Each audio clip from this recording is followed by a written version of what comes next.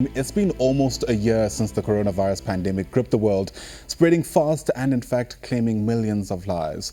A vaccine, or few vaccines in fact, have emerged, and some countries are now starting to vaccinate their vulnerable citizens and frontline workers. And still, other countries are dealing with a second or even a third wave of infections as the prospect of a return of a hard lockdown looms as the end of year and holiday season approaches, whilst the global economy continues to try to recover. Dr. Margaret Harris is an epidemiology expert and in fact a senior member of the W.H.O and also its spokesperson. She joins us now live from their headquarters in Geneva, that's in Switzerland. Doc, thanks so much for your time. Greetings from South Africa. It's great to have you on the program. So, given how much time has lapsed, many will say a second wave or even a third wave of the coronavirus pandemic was largely inevitable. Now that we're here, do you think we know enough to avoid a worst case scenario? Good morning, and thank you so much for having me on your program. It's good to be with you and your viewers. No, a second or third wave is not inevitable. Some countries have been able to bring it down. It is a difficult virus because it loves the fact that we love to be together. We as humans, we gather together, we love to be with each other, we love to be in contact, and that's when the virus thrives. So the critical thing is for everybody to understand that there are the three C's must be avoided: the close contact, the close gathering in closed settings with poor ventilation, and avoid crowds. Now, that's not easy, but that really should be at the forefront of everybody's mind. The other thing that everybody can do, and they can really empower themselves, they can hand wash, they can cover their mouth and nose, but they can also think. If they know someone who's been in contact, if they know that potentially they've been in contact, help the contact tracers, help the public authorities to identify everyone who could possibly be transmitting this virus and stay at home, stay in self-isolation for those 2 weeks to really break that transmission. Those non-pharmaceutical interventions have been punted really from the onset of the pandemic. However, what appears to be blurring the lines, so to speak, is this idea of transmissions through asymptomatic patients. We have a kind of sense of, how many people might, statistically speaking, be passing on the virus without knowing. How close are we to finding out the real extent of how many people might actually have contracted this and are spreading it without knowing? That's a very good question, and you're really getting to the heart of the matter. The other tricky thing about this virus is people can be very infectious before they have symptoms.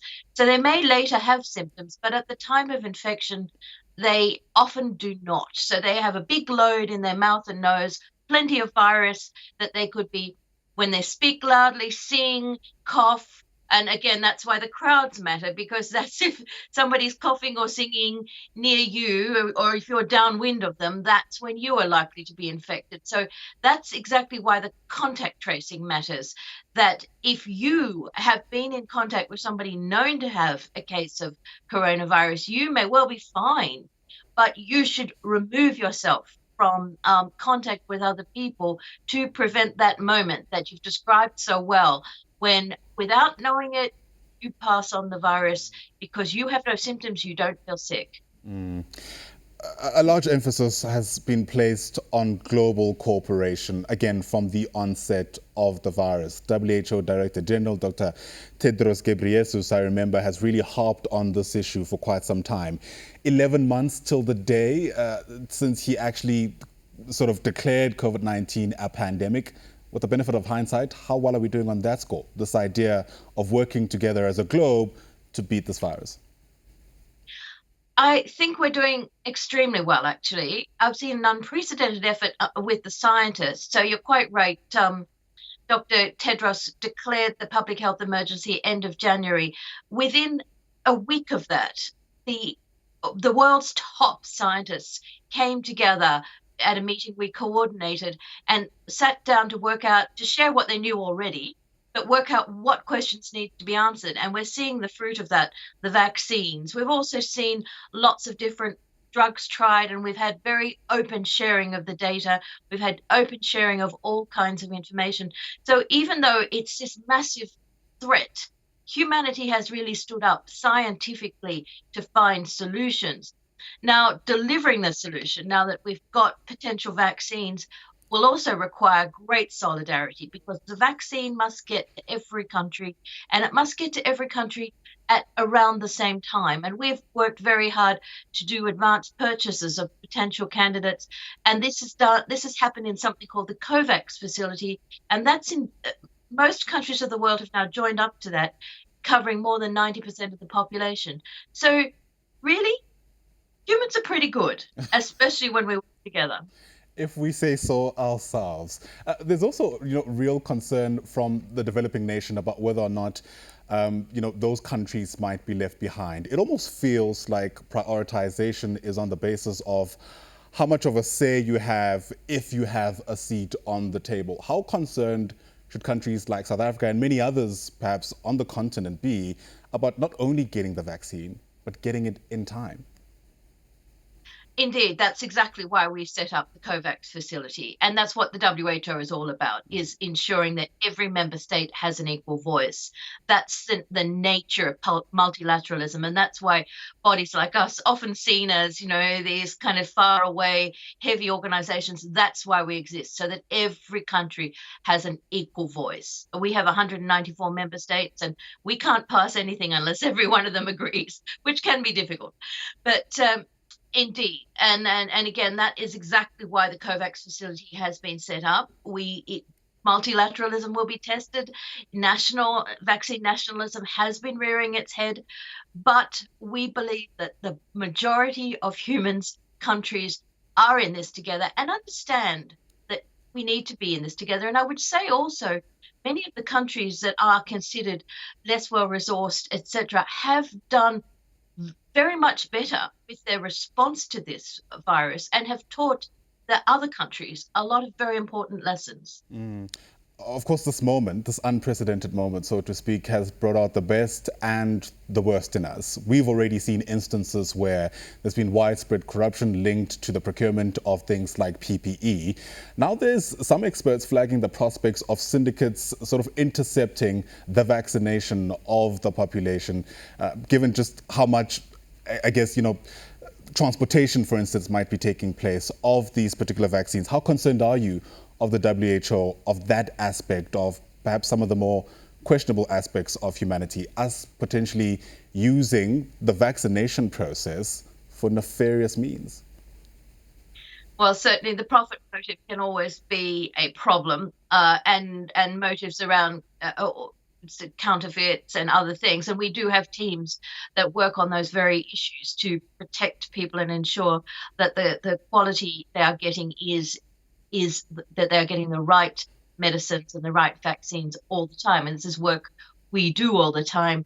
On the logistics, you're quite right to raise that. That is going to be a huge challenge. I often think it's like trying to put a man on the moon, because we are planning to vaccinate 7 billion people, and humanity has never done that.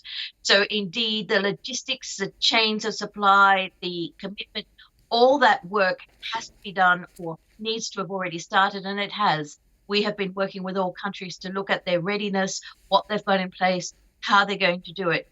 And yes, a lot of countries are not ready. So it's not just a matter of saying, yay, we've got a vaccine. It's now, how do we get that vaccine to everybody who needs to have it? Right. And, added to that, how do we ensure that we know enough about places like the underworld so that we know where the interception needs to take place? I mean, has the time that's lapsed given you a better sense, so to speak, about what might be taking place in that reality? Well, certainly we are not experts in the underworld. I have to say, we deal with health, so I wouldn't be able to give you an expert comment on that at all. But we do rely on great governance in the countries we work in. We rely on ensuring that there's great transparency in all steps, and that everything is managed as best as possible. But governance, prevention of those kind of activities is critical and is part of ensuring you've got a good, ready system that will deliver. Speaking of governance, many governments are now trying to deal with a second wave, sometimes a third wave of the virus. And part of the considerations being made is the reintroduction of something like a hard lockdown. When that first happened earlier this year, there wasn't really an idea of the effects that that kind of measure would have on things like the economy, lives, and livelihoods. Given what we know now, what's the advice from the World Health Organization about how to respond to the second wave?